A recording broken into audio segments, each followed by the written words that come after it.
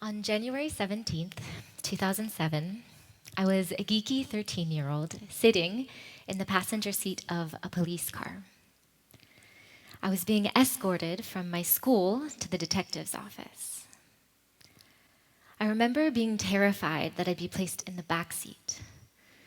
My mother had many times recounted to me the horrors of the back seat of a police car, the hard plastic seats and the stench of vomit. I was afraid that I had done something wrong for turning in my sexually abusive father. But thankfully, the kind officer let me ride shotgun and gave me a tour of all of his screens and radios during the drive.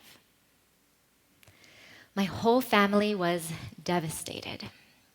Thankfully, almost all of them believed me and sought to protect me from my father and to protect me from the memory of him. For years, I was angry and terrified by the nightmare of my rapist finding me and seeking revenge for incarcerating him. And I was sad that I lost my dad, the adventurer who took my brothers and I whitewater rafting, spelunking, and snowboarding. My internal world was split in two. A part of me was grappling with the aftershock of trauma, and the other part of me was grieving my daddy, who taught me how to ride a bike. Those who haven't endured abusive relationships do not understand the volume of contradictory emotions that survivors face. These well-meaning friends and family are often saying really kind comments that don't come off so, such as, "I'm so glad you got out of there. "How could you even think of going back to that monster?" Just leave. What do you got to stay for?" These well-intentioned friends and family are glossing over the many reasons why survivors of intimate partner violence leave and come back, on average 6.3 times before leaving for good, according to a survey by domesticshelters.org.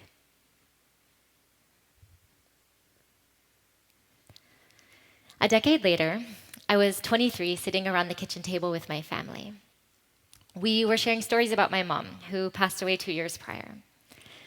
Don't get me wrong, I loved my mama. She was an amazing musician, and she was untamable. I pulled up a photo from a family trip to San Francisco, and everyone immediately burst out laughing at the sight of it.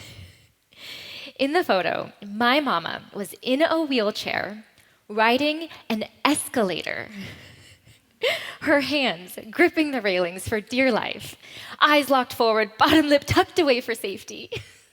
My brother and grandfather were just behind her, pushing up on the wheelchair, praying she wouldn't fall backwards.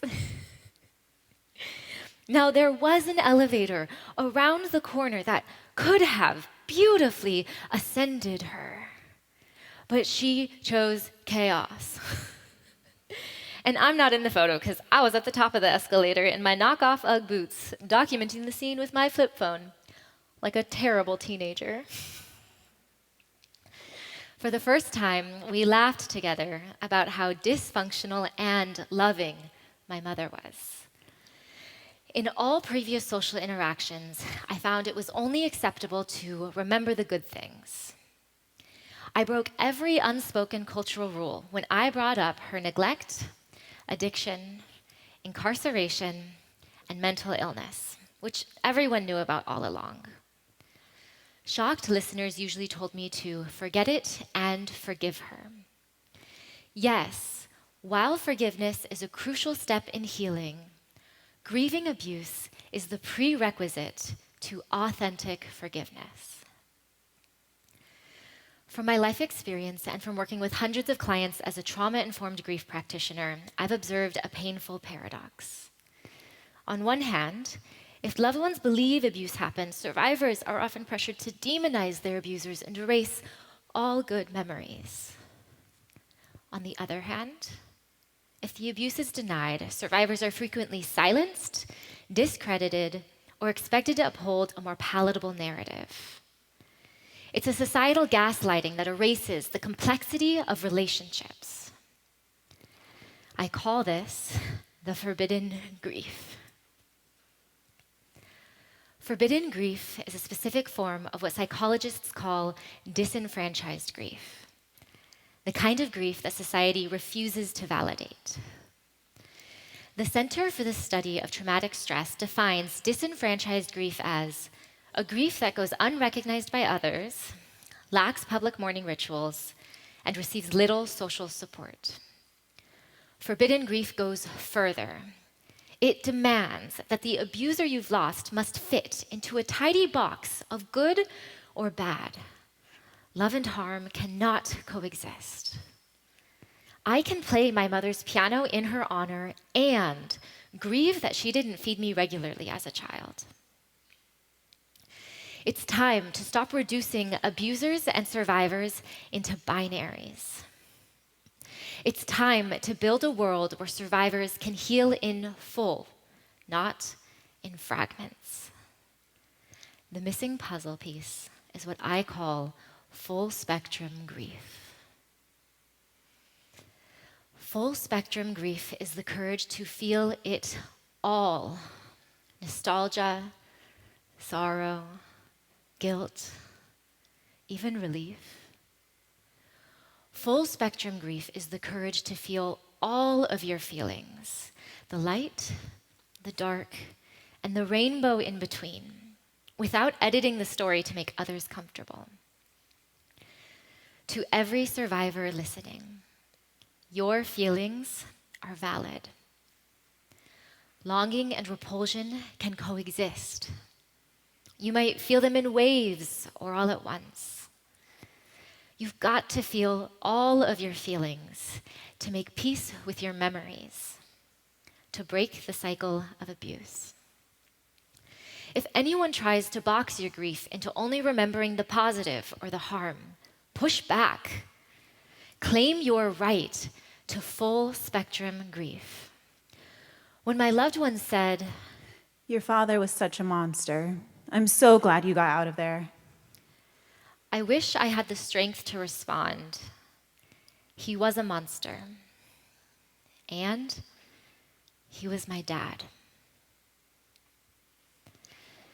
To everyone who knows a survivor, which, by the way, is all of you, you can't possibly understand the volume of contradictory emotions your loved one is experiencing. So start by believing them. If their story is dismissed elsewhere, your belief might be the one thing that helps them trust their own memory. Put down the moral calculator. Set aside your judgment of whether or not the person they've lost deserves to be mourned. Instead, listen with care and curiosity, not cross-examination. And check that they're getting the basics: sleep, food, movement, community. Their grief doesn't need fixing. It needs space. Every day, I work towards a future free of domestic violence.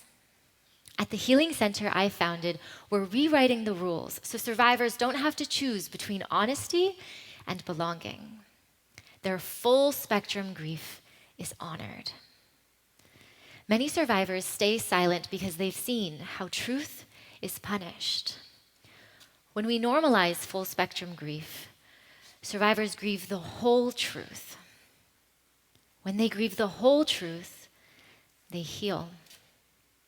When they heal, the cycle of abuse starts to collapse. I believe in a future where no child needs to ride in a police car, where home is the safe place. To get there, we must let grief speak.